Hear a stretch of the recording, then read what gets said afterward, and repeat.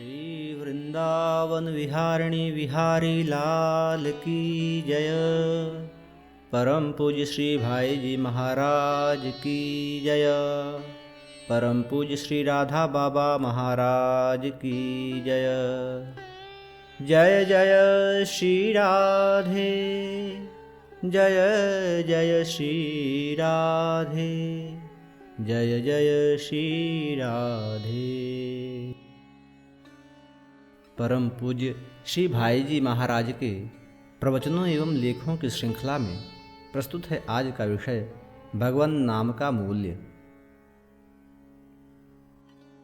पूज्य श्री भाई जी महाराज कहते हैं, भगवान नाम के यथार्थ महात्म्य को समझकर जहाँ तक हो सके नाम लेने में कदापि इस लोक और परलोक के भोगों की जरा से भी कामना नहीं करनी चाहिए।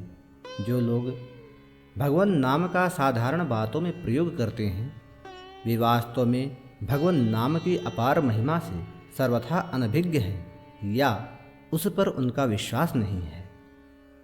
एक श्रद्धालु भक्त प्रतिदिन गांव के बाहर एक महात्मा के पास जाया करता था। जब महात्मा की सेवा करते करते उसे बहुत दिन बीत गए तब महात्मा ने उसे अधिकारी समझकर कहा कि वत्स, तेरी मति भगवान में है, तू श्रद्धालु है, गुरु सेवा परायण है, कुतार्किक नहीं है, साधन में आलसी नहीं है, शास्त्र के वचनों में विश्वासी है, किसी का बुरा नहीं चाहता, किसी से घृणा और द्वेष नहीं करता, सरल चित्त है, काम क्रोध लोभ से डरता है, संतों का उपासक है और जिज्ञासु है। इसलिए तुझे एक ऐसा गोपनीय मंत्र देता हूँ जिसका पता बहुत ही थोड़े लोगों को है। यह मंत्र परम गुप्त और अमूल्य है, किसी से कहना नहीं। यूं कहकर महात्मा ने उसके कान में धीरे से कह दिया, राम। श्रद्धालु भक्त मंत्रराज राम का जप करने लगा।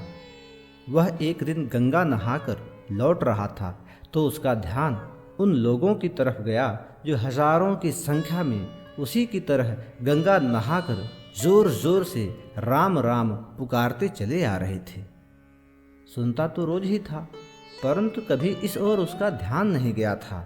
आज ध्यान होते ही उसके मन में यह विचार आया कि महात्मा तो राम मंत्र को बड़ा गुप्त बतलाते थे, मुझसे कह भी दिया था कि किसी से कहना नहीं, परंतु इसको तो सभी जानते हैं। हजारों मनुष्य राम राम पुकारते चलते हैं। उसके मन में कुछ संशय उत्पन्न हो गया। वह अपने घर न जाकर सीधा गुरु के समीप गया। महात्मा ने कहा कि वत्स, आज इस समय कैसे आया? उसने अपना संशय सुनाकर कहा कि प्रभु, मेरे समझने में भ्रम हुआ है या इसका कोई और मतलब है। अपने दिव्यवाणी से मेरा संदेह दूर करने की कृपा कीजिए। महात्मा ने उसके मन की बात जान ली और कहा कि भाई, तेरे प्रश्न का उत्तर पीछे दिया जाएगा, पहले तू मेरा एक काम कर।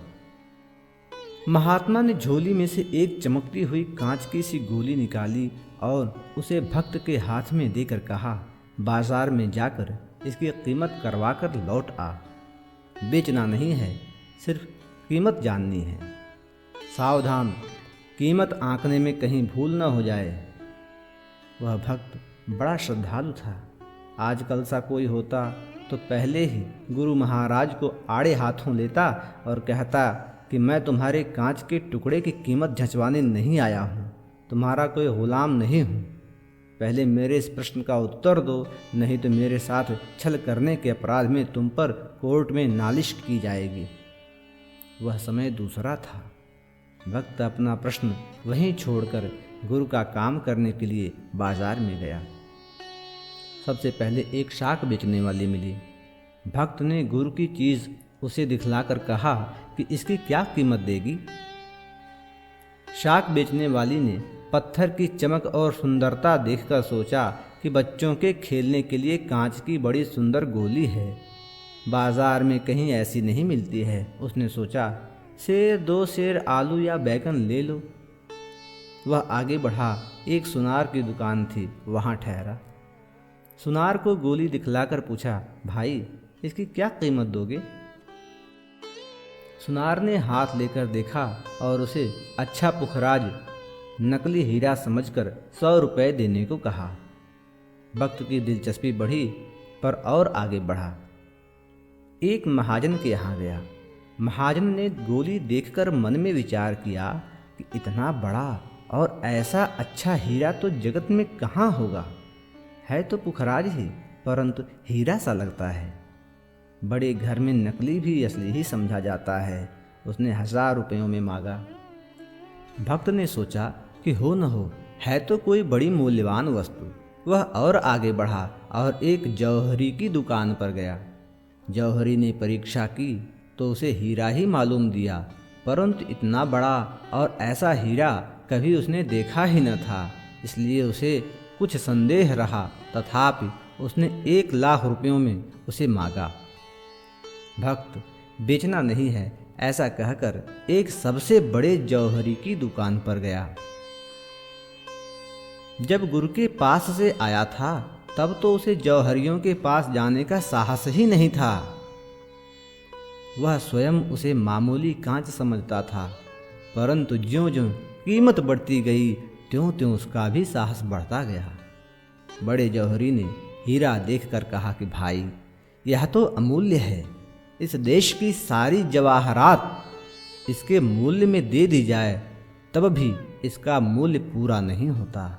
इसे बेचना नहीं। यह सुनकर भक्त ने विचार किया कि अब तो सीमा हो चुकी है। वह लौटकर महात्मा के पास गया और बोला कि महाराज, इसकी कीमत कोई कर ही नहीं सकता। यह तो अमूल्य वस्तु है। गुरु ने पूछा कि तुमको यह किसने बताया? भक्त ने कहा कि प्रभु, मैंने यहाँ से बाजार में जाकर पहले शाक वाली से पूछा तो 1 2 सेर शाक देना स्वीकार किया उसने। सुनार ने 100 रुपये कहे, महाजन ने 1000, जौहरी ने 1 लाख कहा और सबसे बड़े जौहरी ने कहा कि यदि देश की सारी जवाहरात इसके बदले में दे दी जाए तब भी इसका मूल्य पूरा नहीं होता।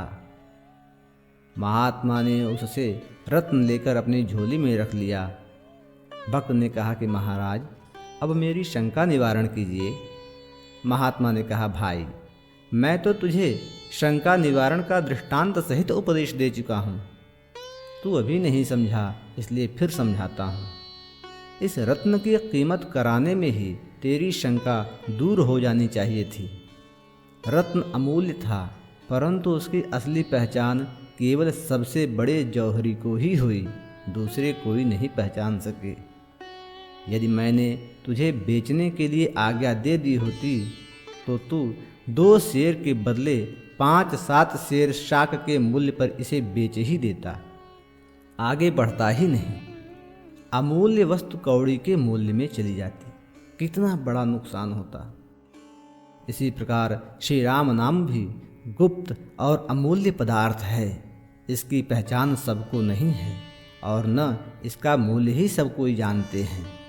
चीज़ हाथ में होने पर भी जब तक उसकी पहचान नहीं होती तब तक उसका असलीपन गुप्त ही रहता है।